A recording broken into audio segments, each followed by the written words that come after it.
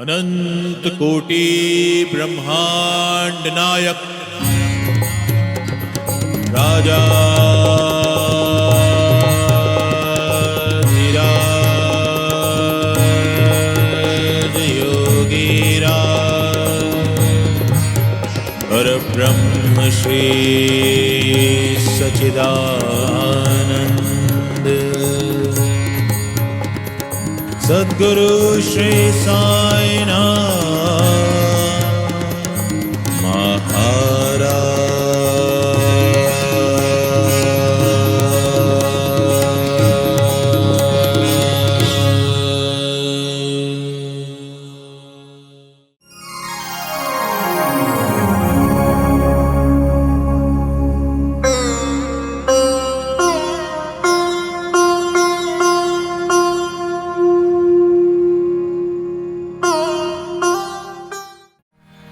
करुणा, और संतों में करुणा होती है।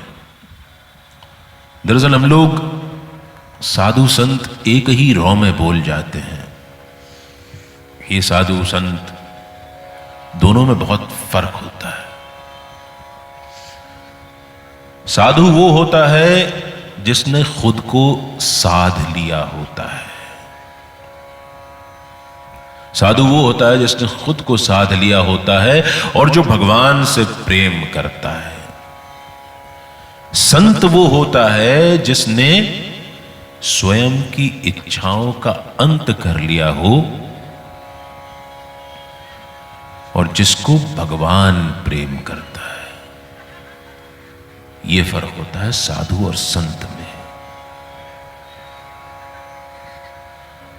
अगली बार सबसे अगर बाबा ने मौका दिया यहां कथा करने का, आने का, तो इस तरह का एक ट्रिविया रखूंगा, क्विज का, कि पिछली बार की कथा में साधु की क्या डेफिनेशन बताई थी, क्या संत की डेफिनेशन बताई थी, दया और करुणा में क्या फर्क होता है। ये जो आप लकी ड्रॉ निकालते हैं ना प्रधान जी, लकी ड्रॉ निकालने की जगह पिछली कथाओं के बेस पे क्विज रख दिया करो। बाबा के वस्त्र, सच्चरित्र, इवन ये राजेश जी जो इतनी खूबसूरत पेंटिंग बना रहे हैं, मुझे पक्का यकीन है खूबसूरत बनेगी, अभी तो पूरी बनी नहीं होगी।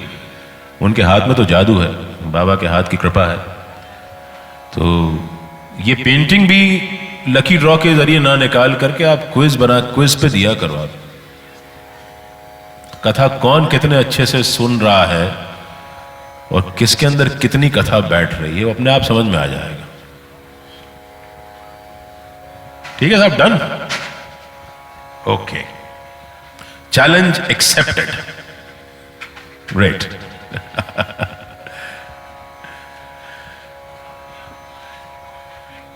रिपीट करूं?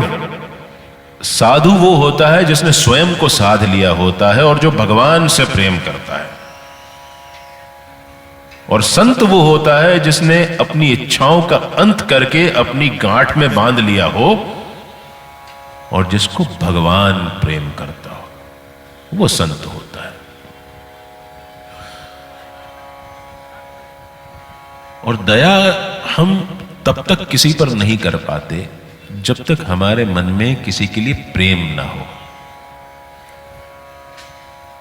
किसी से क्षणिक झगड़ा हो जाना ये इस बात का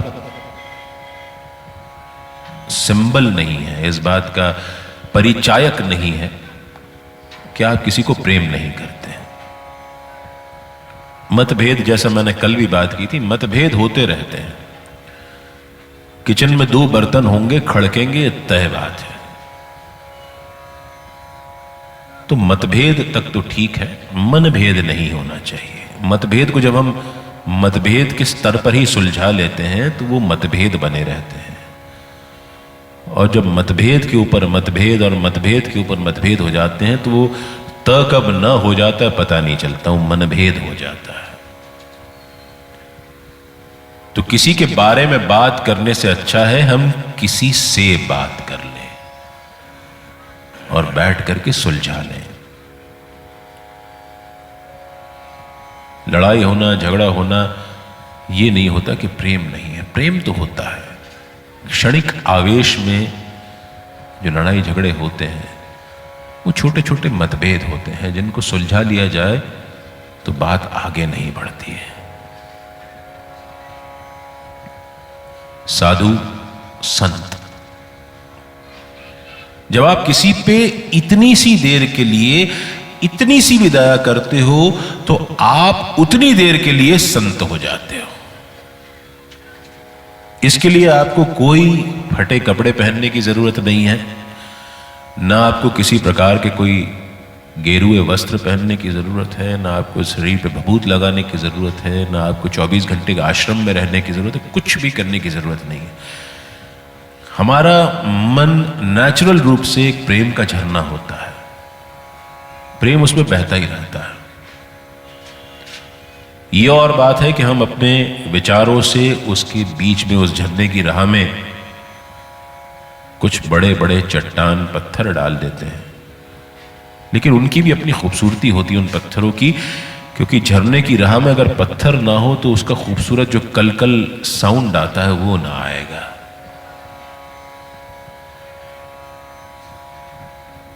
उन पत्थरों के बीच से भी वो झरना, उसका पानी अपना रास्ता बनाते हुए निकलता है। तो प्रेम सतत झरना है, और जिस व्यक्ति के मन में प्रेम का झरना प्रस्फुटित होता रहेगा, बहता रहेगा, कलकल करता रहेगा, उसके मन में दया का भाव होता है। जागृत करना पड़ता है किसी के दुख में दुखी होकर के।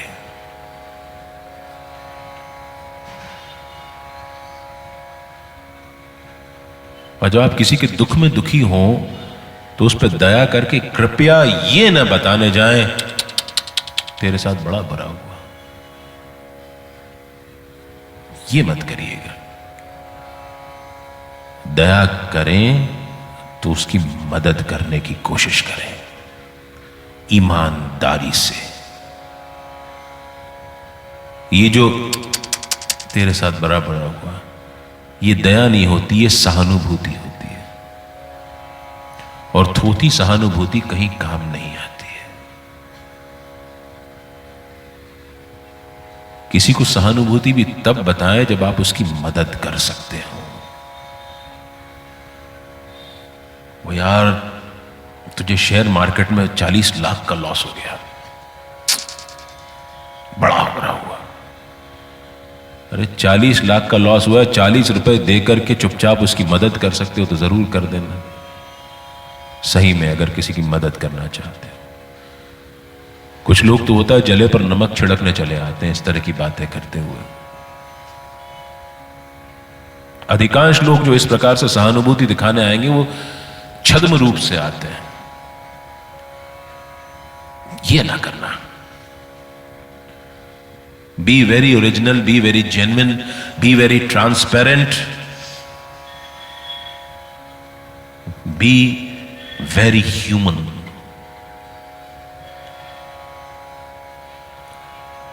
क्योंकि इंसान को इंसान ही तारता है, और जब इंसान किसी और इंसान को तारने के लिए तैयार हो जाता है तो कुछ देर के लिए ही सही उसके अंदर साईं जागृत हो जाते हैं, कुछ देर के लिए ही सही। जब आप सच्चे दिल से किसी की मदद करने जाओ तो आपके अंदर साईं जागृत हो जाते हैं। जले पे नमक मत छिड़कना, मैंने कल भी बताया था, बाबा ने इस कथा में कल भी कहलवाया था कि किसी के बुरे वक्त का मजाक मत उड़ाना। बुरा वक्त चेहरे याद रखता है। साथ खड़े रहो किसी के, उसका आधार बन के खड़े रहो, स्तंभ बन के खड़े रहो। डूबते को कहते हैं ना तिनके का सहारा। क्या पता साईं ने आपको उसकी मदद के लिए पाबंद कर रखा हो। साईं जो है वो सीधे किसी की मदद के लिए आते हुए इसलिए नहीं दिखते हैं क्योंकि वो उन्होंने अपने फरिश्ते इस दुनिया में तैयार करके रखे हुए होते हैं। हम साईं को ढूंढते हैं वैसे ही इस टाइप के कपड़ों में, कि वो आएंगे, सिर पे साफा बंधा होगा, कफनी पहनी होगी, वो कफनी फटी हुई होगी, उसकी दाढ़ी बढ़ी हुई होगी। साईं किसी भी रूप में आ सकते हैं, किसी छोटे बच्चे के रूप में आ सकते हैं, किसी बैल के रूप में आ सकते हैं। शिरडी की कथा में तो बड़ा शानदार अनुभव होता है कि कई बार कथा के दौरान एक कुत्ता आता है और हमारे जो राजीव बैठे हैं इनके इर्द गिर्द घूम करके वो यहां आकर के फिर बैठ जाता है। कई बार होता है शिरडी में, कई दफे ऐसा हुआ है। ईशावास्यमिदं सर्वम यत् किंच जगत्याम जगत, इस जगत के समस्त जीवों में मेरा वास है, मैं सभी के अंदर बसता हूं। आपने अगर किसी मरियल से खुजली वाले कुत्ते की भी मदद कर दी ना, तो वो भी उसके हिसाब किताब में दर्ज हो जाता है। वो भी वो दया का आपका क्षण, जिस क्षण के अंदर साईं आपके अंदर जागृत हुए हों, वो क्षण आपको कुछ देर के लिए ही उस इंसान, उस जीव के लिए संत बना देता है, साईं बना देता है। साईं सूटेड बूटेड भी आ सकते हैं, बड़ी मर्सिडीज गाड़ी में भी आ सकते हैं, जरूरी नहीं कि फटे हाल आए। इसलिए अपने विवेक को जागृत करो कि जब साईं आए तो कम से कम हम उनकी आहट पहचान लें। जब कुरुक्षेत्र में अर्जुन को समझ में नहीं आया था और जब अपने दिव्य रूप के दर्शन श्री कृष्ण भगवान ने उनको कराए, तो सबसे पहले उनको दिव्य दृष्टि दी अर्जुन को। उन्होंने कहा, तेरे इन चर्म चक्षुओं से तू मेरा दर्शन नहीं कर पाएगा। चर्म चक्षु है ना, चमड़े की आंखों से। इसीलिए अगर तुझे मेरे दिव्य रूप के दर्शन करने हैं तो तुझे मैं दिव्य दृष्टि देता हूं। ये दिव्य दृष्टि हमको विवेक के रूप में मिलती है। The power to discriminate, the power to identify, the power to reach at a conclusion, ये होता है। और विवेक अपना जागृत होता है जब हम शैने शैने ही सही साईं का नाम लेते रहेंगे, लगातार लगातार उसके नाम का स्मरण करते रहेंगे। बाबा ने सच्चरित्र में कहा भी है कि मेरे नाम स्मरण से तुम्हारे पाप शैने शैने नष्ट हो जाएंगे और तुम मेरे कृपा के पात्र बनोगे। साईं का नाम लेते रहिए। कल ही मुझसे कोई पूछ रहा था कि साईं के नाम की माला जपनी चाहिए, कितनी माला जपनी चाहिए, माला काठ की हो, प्लास्टिक की हो, किस रंग की हो, लाल रंग की हो, हरे रंग की हो। मैंने उनसे यही कहा, मैंने कहा एक माला में 108 मन के होते हैं, तो आप गिन करके जपोगे कि 108 हो गए। और जब माला फेरते हैं तो हमारा ध्यान उसके सुमेरु की तरफ रहता है, जो बीच में एक फूल जैसा बना होता है, और बार बार हमारा ध्यान उसके सुमेरु की तरफ जाता है कि कितने मन के और बचे। अरे जिससे लेते बेहिसाब हैं उसके नाम का क्या हिसाब रखोगे यार? उससे गिन करके लेते हो क्या? उससे हिसाब लगा के लेते हो? फिर उसके नाम को गिन करके क्यों लेना? बोलते रहो ना, जितनी बार दिन में दिल धड़कता है उतनी बार ही साईं बोल लो, मन में याद करते रहो, क्या बुराई है? साईं ने कहा कहीं नहीं मैं दूर जी,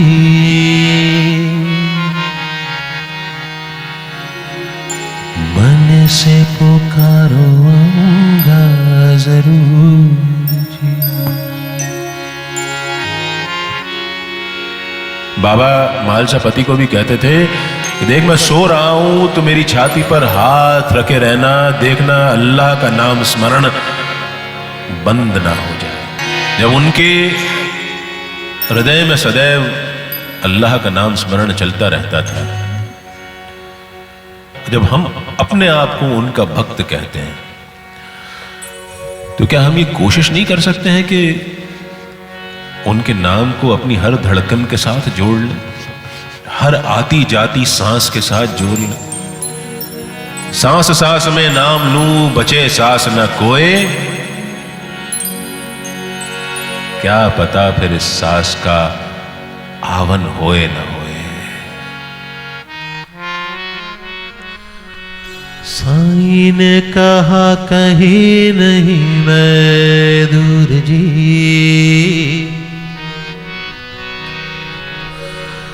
मन से पुकारो आऊंगा जरूर जी। श्रद्धा सबूरी सदा साथ रखना,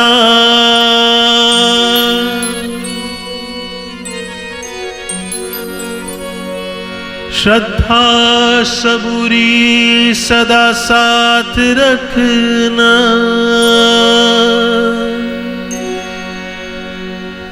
करना कभी न धन का गुरूर जी, करना कभी न धन का गुरूर जी। साईं नाम साईं नाम साईं जपिए, साईं नाम साईं नाम साईं जपिए, साईं नाम साईं नाम साईं जपिए, साईं नाम साईं नाम साईं जपिए, साईं नाम साईं नाम साईं जपिए, साईं नाम साईं नाम साईं जपिए, साईं नाम साईं नाम साईं जपिए, साईं नाम साईं नाम साईं जपिए। दिन रात सुबह शाम साईं जपिए, दिन रात सुबह शाम साईं जपिए, दिन रात सुबह शाम साईं जपिए, दिन रात सुबह शाम साईं जपिए, साईं नाम साईं नाम साईं जपिए, साईं नाम साईं नाम साईं जपिए।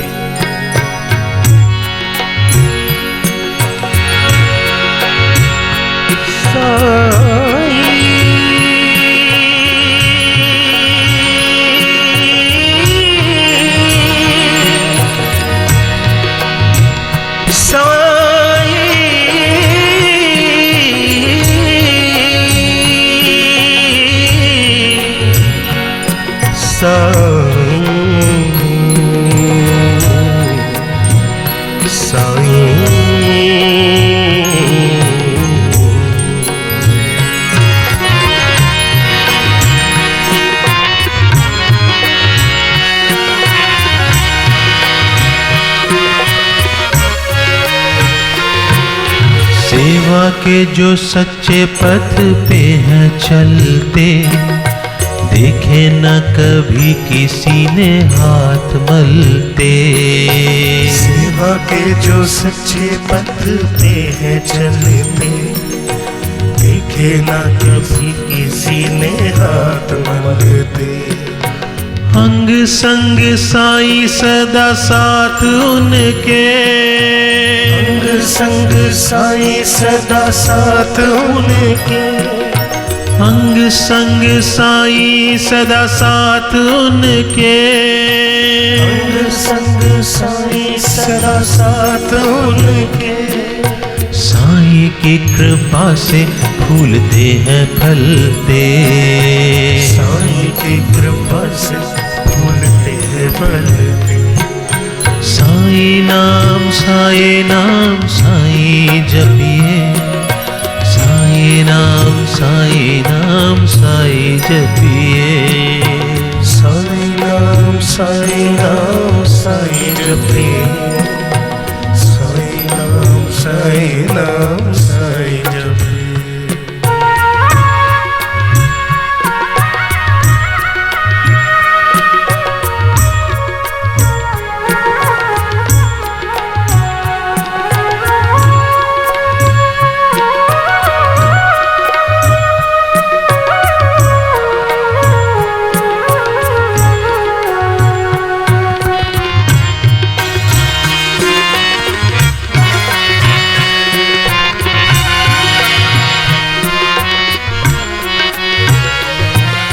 सबको नमन कर प्यारे सदा, बंदे बंदे में वो साईं आप है बसा।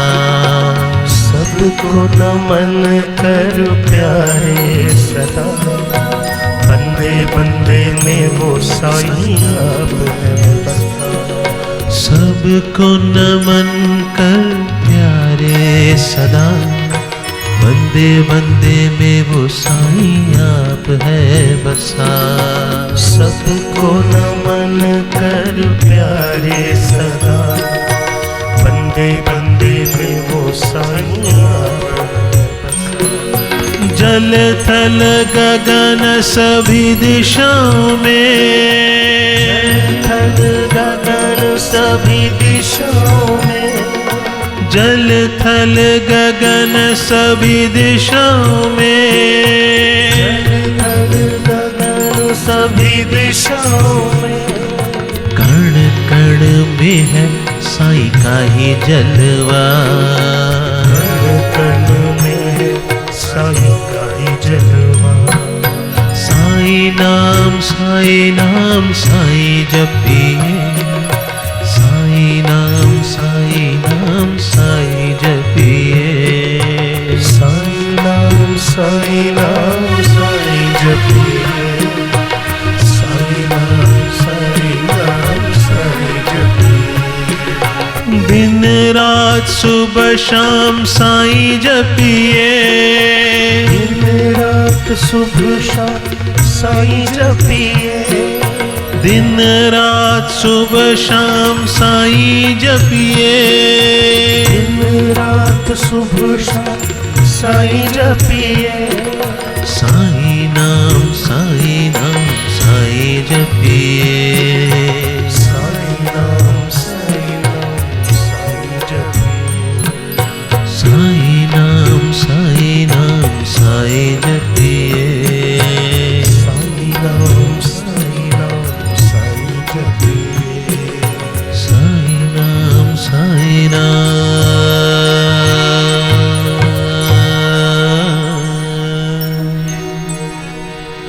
साईं जपिए।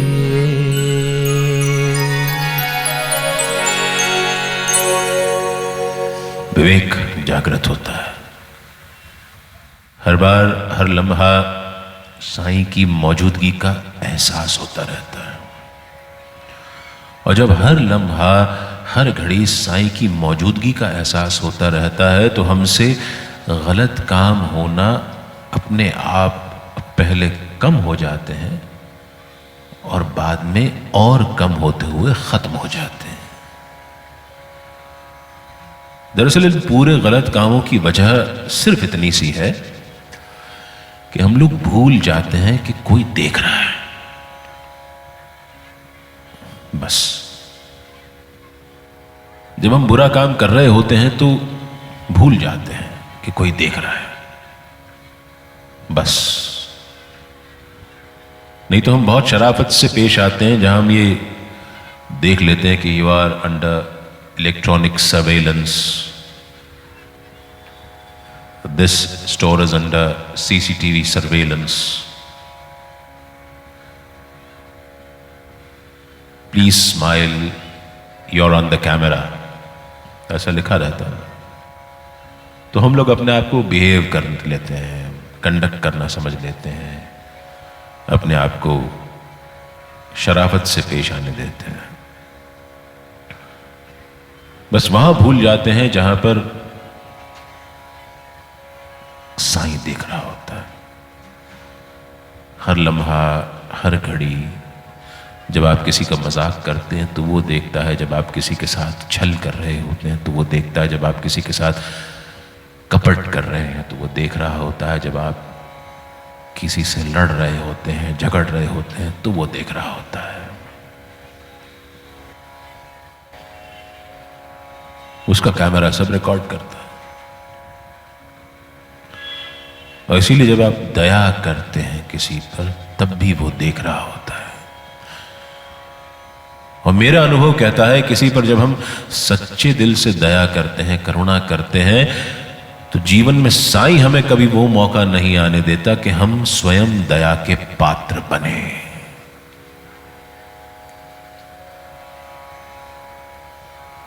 साईं हमको दया लेने वाला नहीं बनाता। जब वो देखता है कि हमें दया देने का गुण है तो वो हमको हमेशा दया देने वाला बनाए रखता है।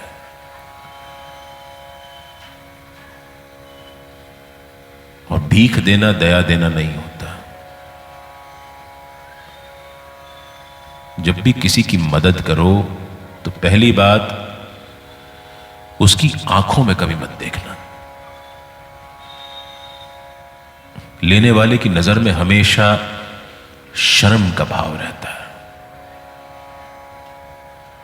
उसकी आंखों में देख करके उसकी बेबसी का मजाक मत उड़ाना, उसको और शर्मिंदा मत करना।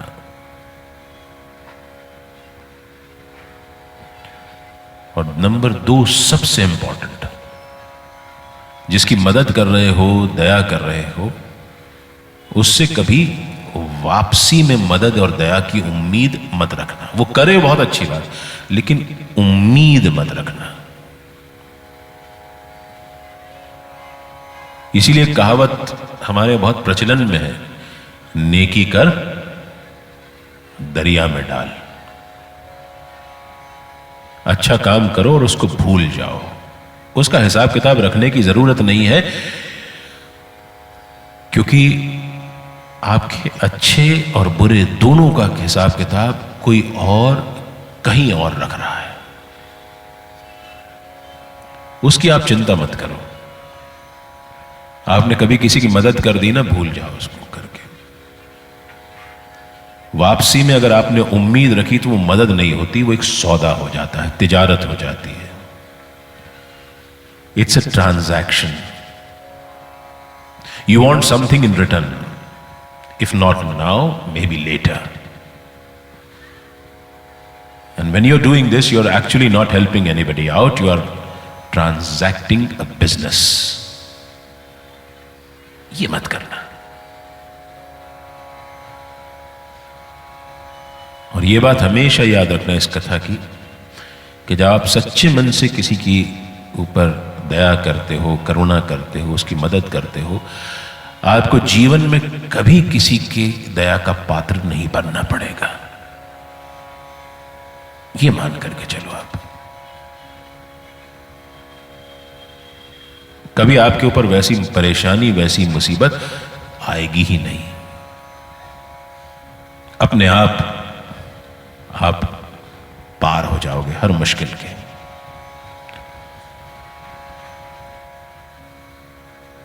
दया का बड़ा अद्भुत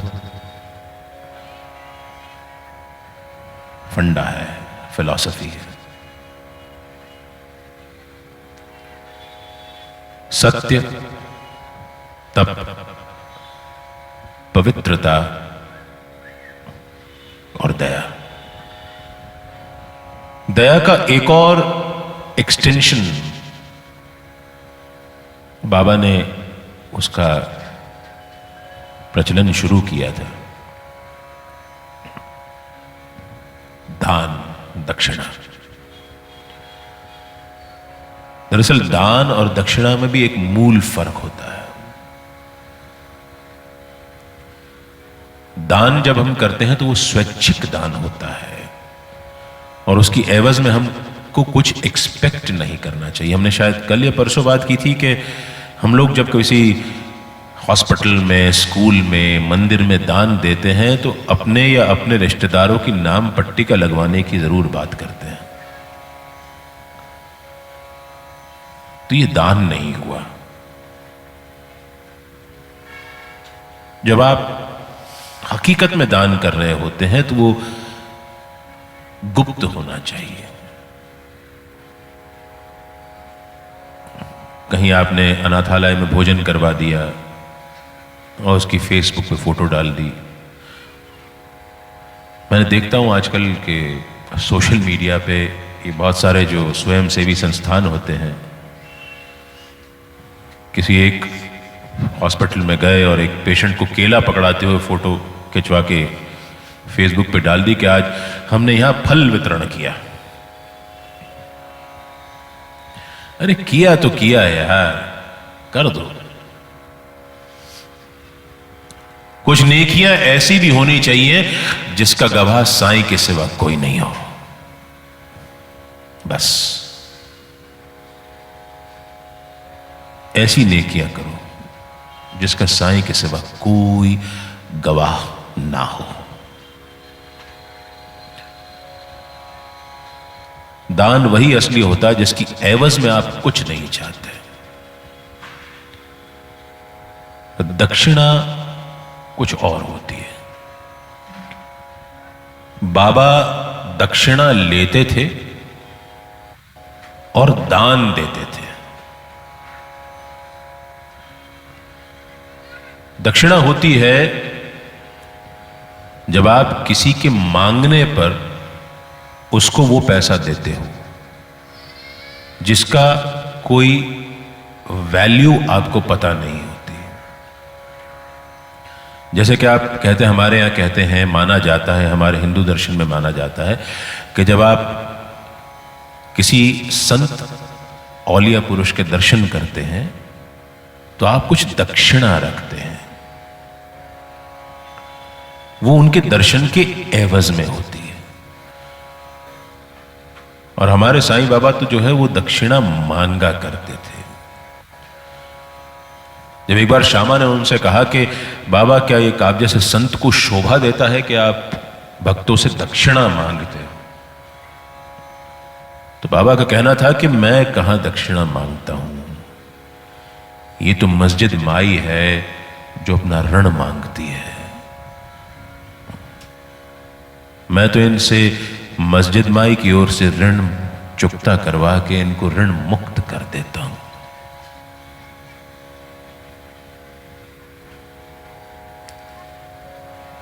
और जो भी पैसा उनके पास इस तरह से जमा होता, उनमें से वो कोई 10 रुपए बड़े बाबा को, जिनका हमने परसों जिक्र किया था, 2 रुपए अमली को, 2 रुपए जमली को, 50, 60, 100 रुपए तक प्रतिदिन तात्या को, कभी मंदिरों का जीर्णोद्धार करा दिया, कभी शिरडी गांव में लेंडी बाग का बगीचा तैयार करवा दिया, कभी कोई कुआं खुदवा दिया। ये बाबा का काम रहता था। जो आता उनको लगता कि इसको ये दक्षिणा में से मुझे दान कर देना है, वो दान करते रहते हैं। उनका खुद का खर्चा क्या था कि कभी कभार गाहे बगाहे उनकी कफनी सिलवाने का खर्चा,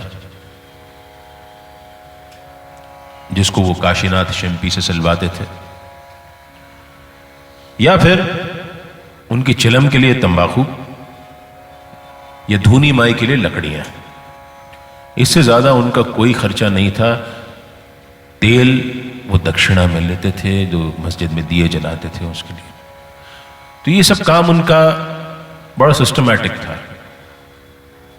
उन्होंने जो भी दक्षिणा ली उन्होंने हमेशा उसको दान के रूप में इस्तेमाल किया। बाबा का मानना था कि दान इसलिए करना चाहिए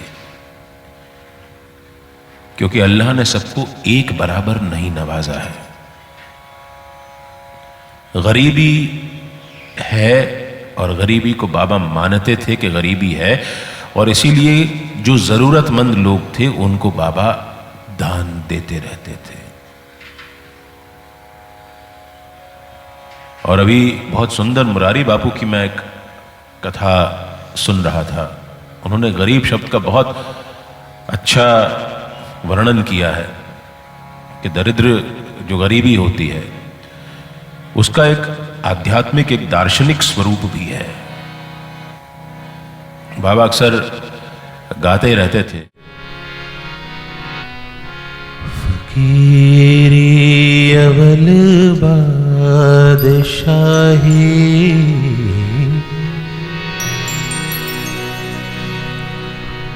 अमीरी से लाख सवाई,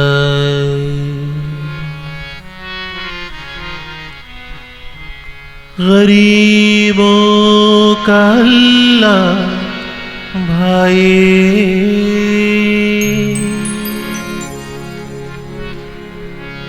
गरीबों का अल्लाह भाई,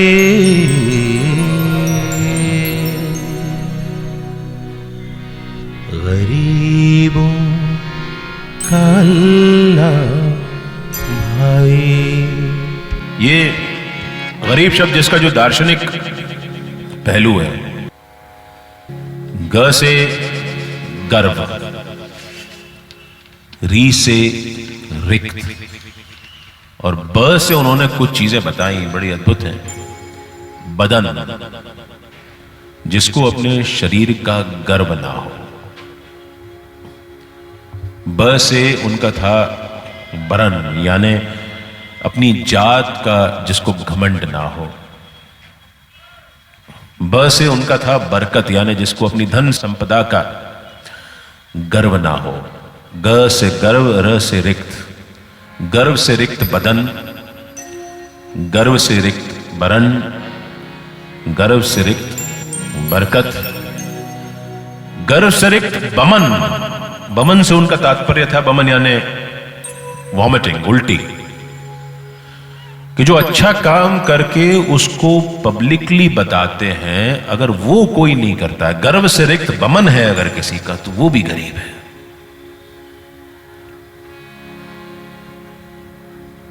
हमको अपने शरीर का, अपने बदन का गर्व क्यों होना चाहिए? एक सेकंड के 100वें हिस्से की देर होती है और एक इंसान तस्वीर बन जाता है।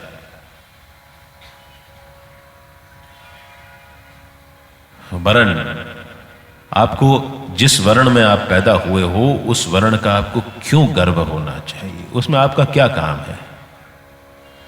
ये जो हम लोग ब्राह्मण, शूद्र, वैश्य, क्षत्रिय, हिंदू, मुस्लिम, ईसाई, ये सब जो करते रहते हैं, इसका क्या गर्व करना है? सब एक बराबर तो है ही है।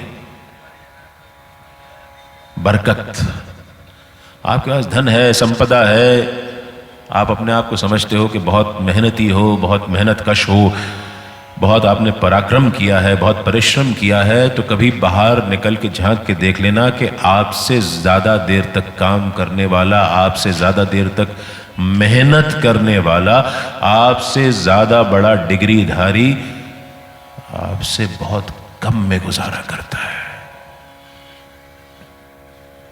ये तो ऊपर वाले का करम है कि आपको न जाने किसके आशीर्वाद से, किसकी दुआओं से आपको इतना कुछ मिला हुआ है। उसका क्या गर्व करना? बमन यानी आपने अगर किसी की मदद कर दी तो उसका गुणगान करते मत फिरो यार। अपने आप को अनुग्रहित मानो कि साईं ने आपको इस लायक बनाया है कि आप किसी की मदद कर सको। उसका क्या घमंड करना? तो बड़ी अद्भुत बात समझ में आई कि गर्व रिक्त जब इंसान हो जाता है तो वाकई में वो गरीब हो जाता है। और इसीलिए शायद बाबा ने वो कथा मुझे सुनवाई होगी जिसमें मुरारी बापू ने ये चीज कही और मुझे तब समझ में आता है कि बाबा का कितना बड़ा दार्शनिक पहलू रहा होगा जब वो ये गाते थे कि गरीबों का अल्लाह भाई। तो जिसको गर्व नहीं होता किसी भी चीज का, गर्व रिक्त हो जाता है वो, तो उसका अल्लाह भाई हो जाता है। और जिसको किसी भी चीज का गर्व नहीं होता वो फकीर बन जाता है। सब कुछ होना है, सब कुछ है, लेकिन उसका गर्व नहीं है। फकीरी अवल बादशाही,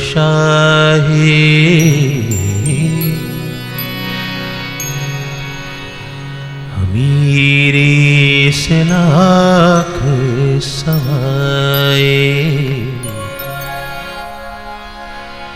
गरीबों का अल्लाह भाई,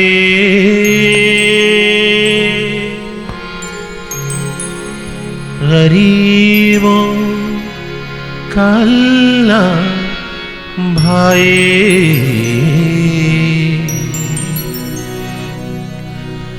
गरीबों का अल्लाह भाई,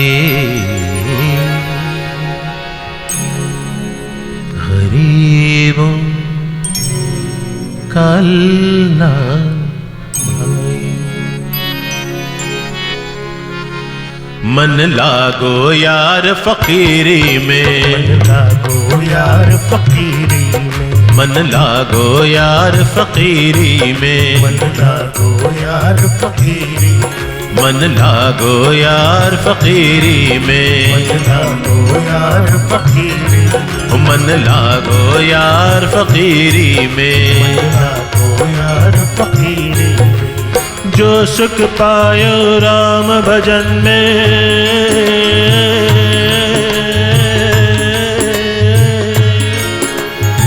जो सुख पायो साईं भजन में,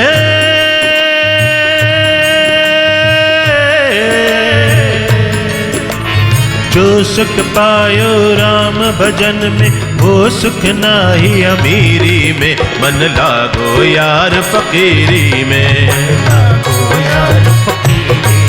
मन लागो यार फकीरी में, मन लागो यार फकीरी।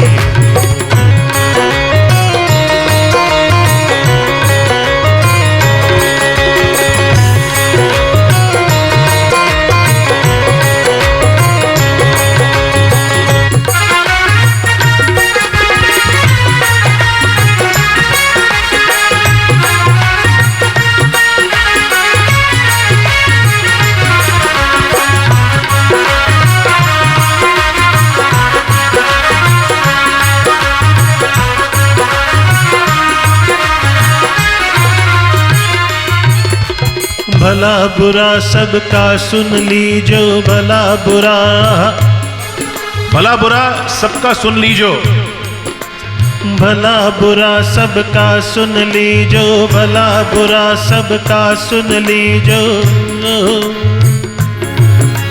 कर गुजरान गरीबी में, गुजरान गरीबी में, कर गुजरान गरीबी में, गुजरान गरीबी में।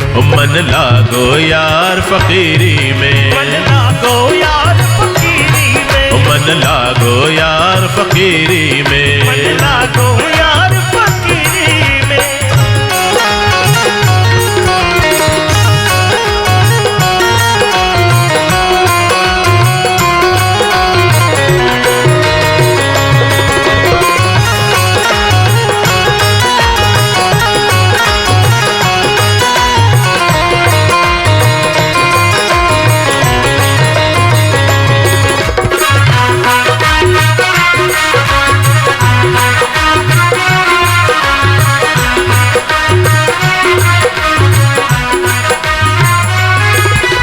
हाथ में कुंडी बगल में सोटा, हाथ में कुंडी बगल में सोटा, हाथ में कुंडी बगल में सोटा, चारों दिशा जागीरी में, चारों दिशा जागीरी में। मन मन लागो मेरो यार फकीरी में, मन लागो मेरो यार फकीरी में, मन लागो यार फकीरी में, लागो यार फकीरी में, ओ मन लागो मोर यार फकीरी में, मन लागो यार फकीरी में।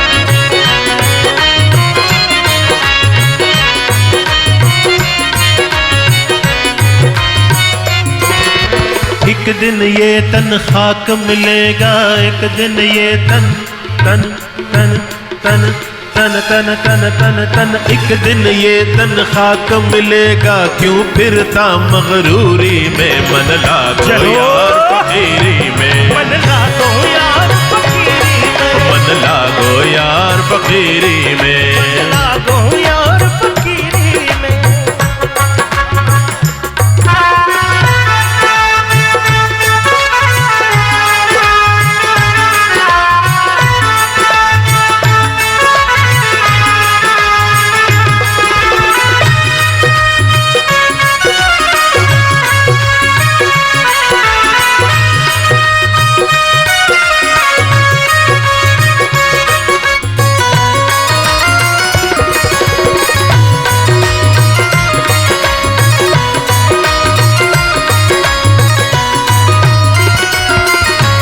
कहत कबीर सुनो भाई साधो,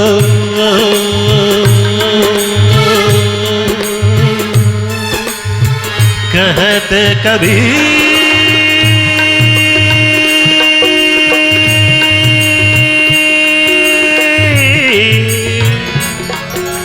कहत कबीर सुनो भाई साधो, साहिब मिले सबूरी में, साहिब मिले सबूरी में, साहिब मिले सबूरी में, साहिब मिले सबूरी में, मन लागो यार फकीरी में, मन लागो यार फकीरी में, मन लागो यार फकीरी में, मन लागो यार फकीरी में, मन लागो यार फकीरी में, मन लागो यार फकीरी में, मन लागो यार फकीरी में, लागो यार फकीरी में, मन लागो यार फकीरी में, मन लागो यार फकीरी में, मन लागो यार फकीरी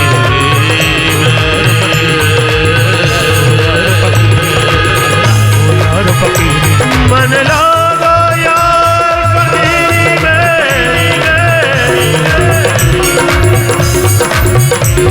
मन लागो यार फकीरी में, मन लागो यार फकीरी में, मन लागो यार फकीरी, मन लागो यार फकीरी में, मन लागो यार फकीरी में, मन लागो यार साईं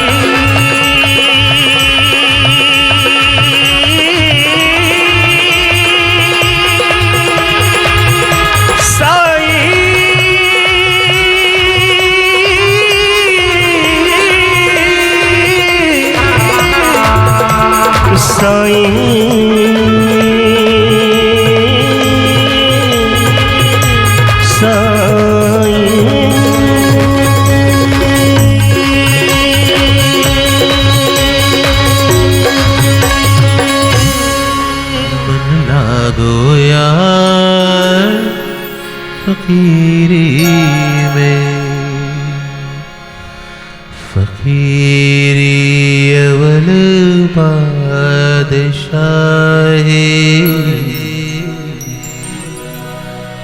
अमीरी से लाख सवाई, गरीबों का अल्लाह भाई,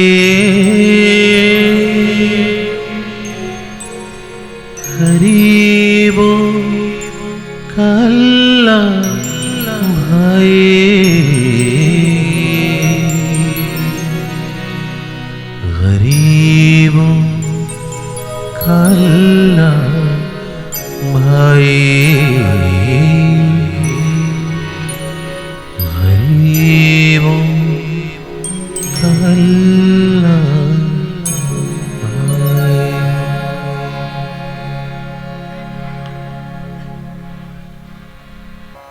बाबा की बातें कभी खत्म होती नहीं है।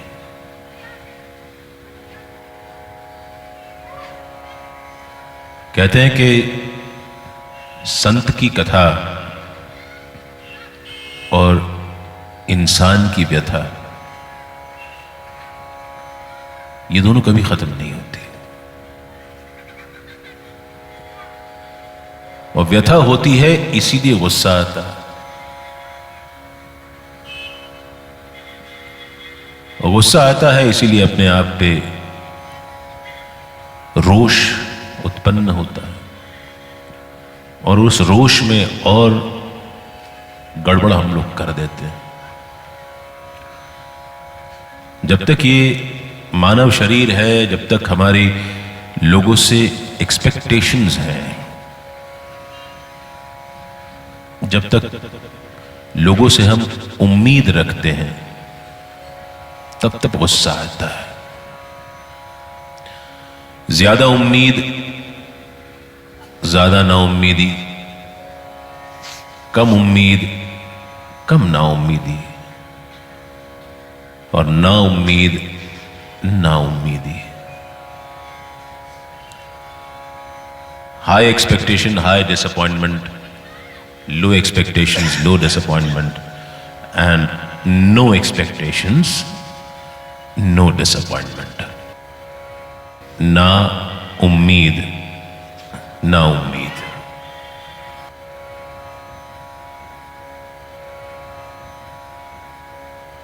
एक्सपेक्टेशन अगर रखनी है तो साईं से ही रखें, सब कुछ उसी को सौंप देना है। जीत, हार,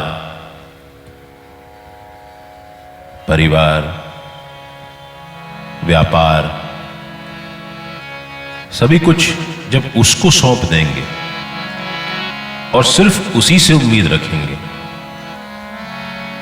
तो साईं तो दिखता नहीं है सामने, कितना गुस्सा करेंगे, और उस पर गुस्सा भी कर लेंगे, कितना भी चिल्लाएंगे तो उसके चेहरे पर शिकन नहीं आएगा। अब चेहरे पे शिकन नहीं आएगा, आपका कितना भी गुस्सा होगा वो आपके सामने पलट करके बोलेगा नहीं, और जब पलट करके बोलेगा नहीं तो आपका गुस्सा ऑटोमेटिकली शांत हो जाएगा। क्या और इससे क्या सिर फोड़ना है, जो होगा देखा जाएगा। गुस्सा तो इंसान पे आता है, हालातों पे आता है। कभी खुद पे, कभी हालात पे रोना आया,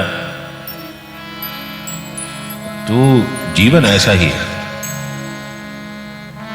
अपने परिवार वाले, अपने नीचे काम करने वाले, हमारे साथ काम करने वाले, हमारे यार दोस्त, रिश्तेदार, नातेदार,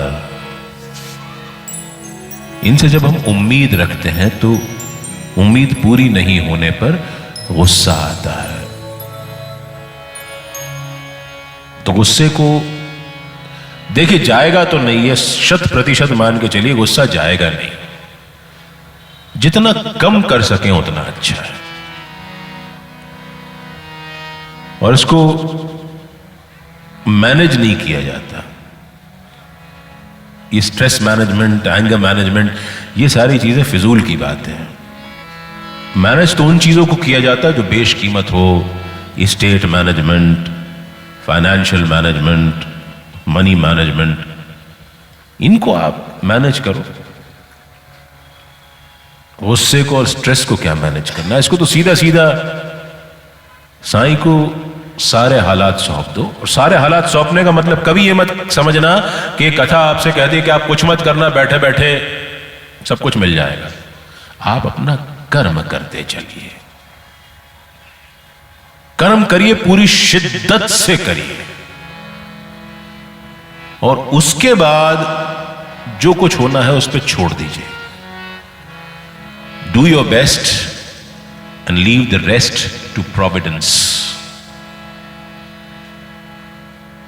हमारा प्रोविडेंस तो हमारा साईं है, उसके अलावा और कुछ नहीं है। केवल उसी को सब कुछ सौंप दो, उसी के हवाले सब कुछ कर दो, और अपना काम ऐसे करो कि उसका काम कर रहे हो। अपना परिवार ऐसे संभालो जैसे उसका परिवार संभाल रहे हो।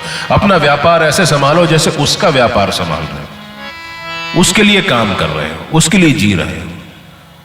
तो धीरे धीरे धीरे धीरे धीरे ये गुस्सा कम होता जाएगा। कम करने की जरूरत नहीं पड़ेगी, अपने आप कम हो जाएगा। समय लगता है, जाता नहीं है, कम होता है। और जितना कम हो सके, अगर इस कथा के बाद हम सबका 5% भी कम हो जाए तो इस कथा का होना सार्थक है। रातों रात चमत्कार नहीं होता, अपने आप को साधना पड़ता है।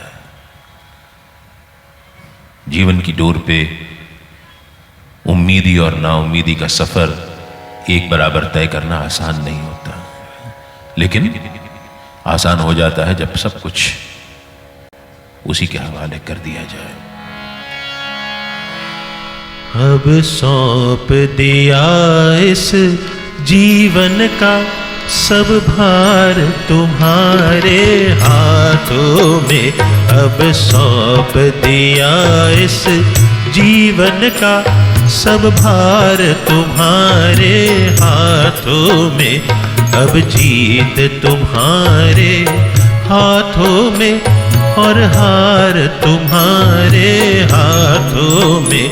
अब सौंप दिया इस जीवन का सब भार तुम्हारे हाथों में।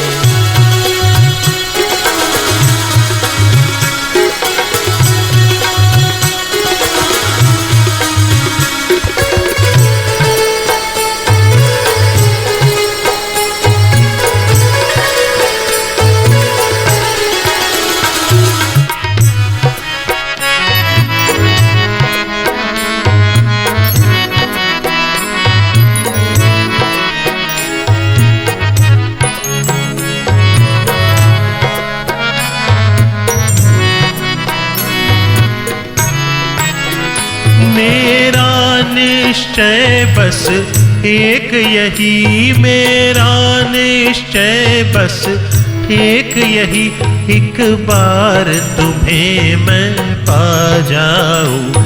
मेरा निश्चय बस एक यही, एक बार तुम्हें मैं पा जाऊं। अर्पण कर दूं इस जीवन का सब भार तुम्हारे हाथों में। अर्पण कर दूं इस जीवन का सब प्यार तुम्हारे हाथों में। अब जीत तुम्हारे हाथों में और हार तुम्हारे हाथों में।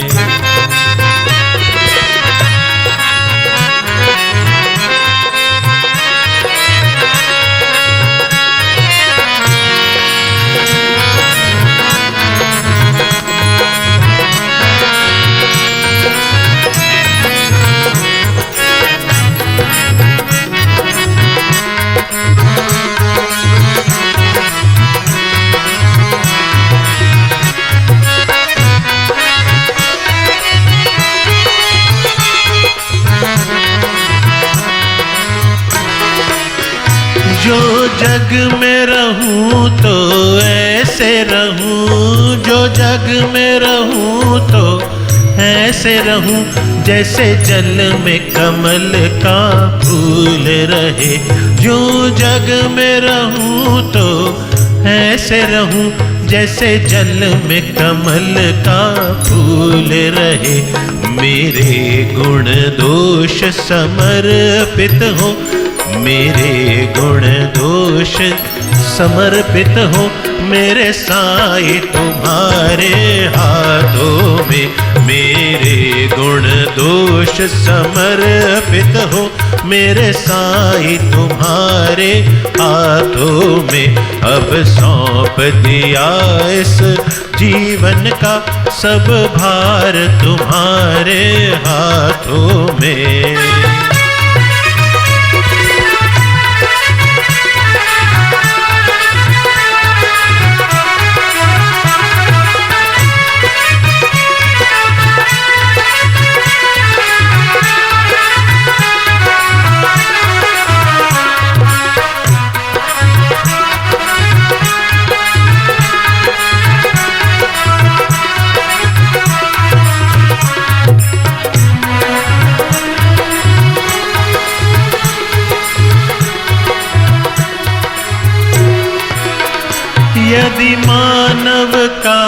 मुझे जन्म मिले, यदि मानव का मुझे जन्म मिले, हर बार तेरा मैं पुजारी बनूं।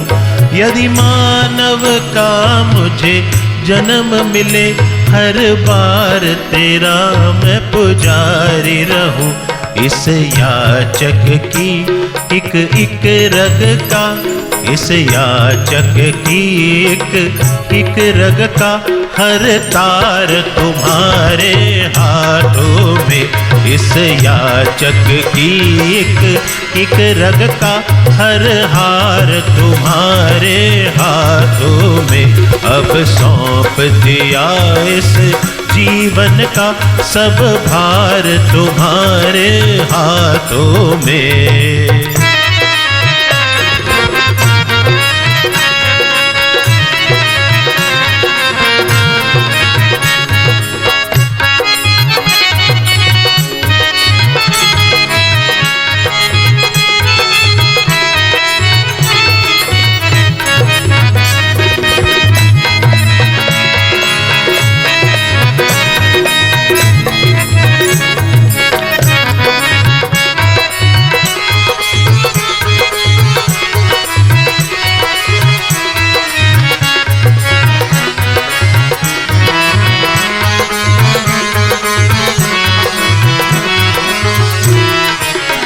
मुझ में तुझ में बस भेद यही, मुझ में तुझ में बस भेद यही।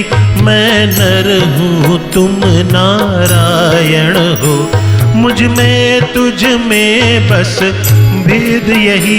मैं नर हूँ तुम नारायण हो। इसके बाद की पंक्ति बहुत ध्यान से सुनिएगा। पहली पंक्ति थी मुझ में तुझ में बस भेद यही, मैं नर हूं तुम नारायण। हमारा गुस्सा वहां पे भी कम होना शुरू हो जाएगा अगली पंक्ति सुनकर। मुझ में तुझ में बस भेद यही, मैं नर हूं तुम नारायण। ठीक है, अगले ध्यान दिएगा। मुझ में तुझ में बस भेद यही, मैं नर हूँ तुम नारायण हो। मुझ में तुझ में बस भेद यही, मैं नर हूँ तुम नारायण हो। मैं हूँ संसार के हाथों में, मैं हूँ संसार के हाथों में, संसार तुम्हारे हाथों में। मैं हूँ संसार के हाथों में, संसार तुम्हारे हाथों में। अब सौंप दिया इस जीवन का सब भार तुम्हारे हाथों में।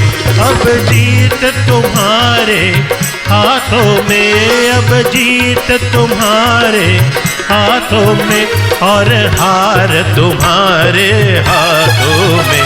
अब सौंप दिया इस जीवन का सब भार तुम्हारे हाथों में। अब सौंप दिया इस जीवन का सब भार तुम्हारे हाथों में। अब सौंप दिया इस जीवन का सब भार तुम्हारे हाथों में। सब भार तुम्हारे हाथों में, सब भार तुम्हारे हाथों में।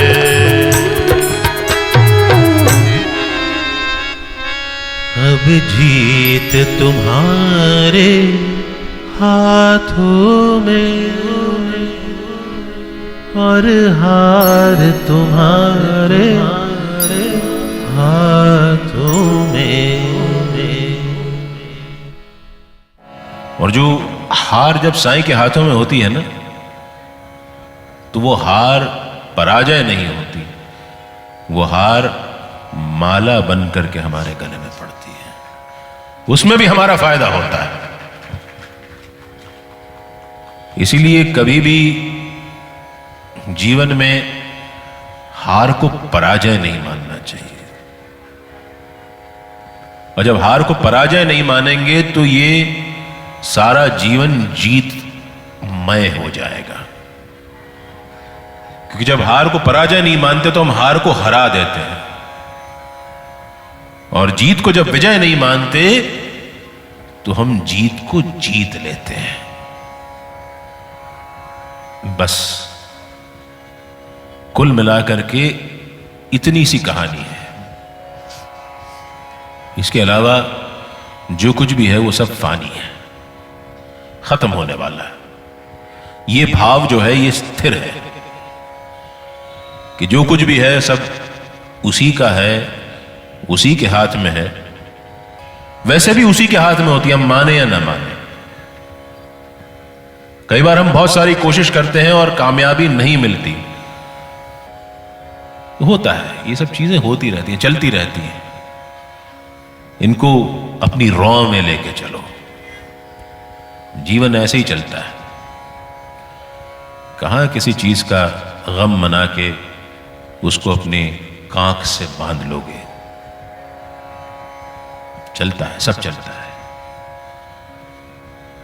दिस टू शैल पास, ये वक्त भी निकल जाएगा। इतना ही है।